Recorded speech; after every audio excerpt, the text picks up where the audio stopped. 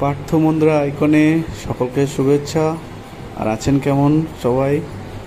তো আমি ভ্লগটা খুব ছোট্ট ভিডিও নিয়ে চলে এসেছি।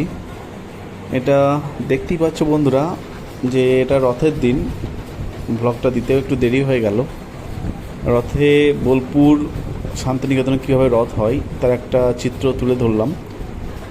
আর এই দিনটাতে এলে একটা জিনিস খুব মনে পড়তো, আমি যখন ছোটো ছিলাম, যে জিলিপি নিতেই হবে, স্পেশালি আজকের দিনটাতে আর কি, যে রথের দিনটাতে জিলিপি আর পাঁপড় ভাজা।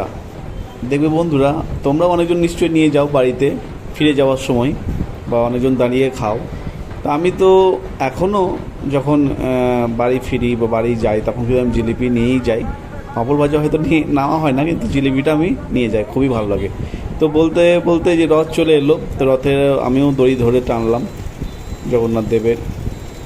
আর বোলপুর যেভাবে ভিড় হচ্ছে এই মুহূর্তে, তো অকল্পনীয় বলা যেতে পারে।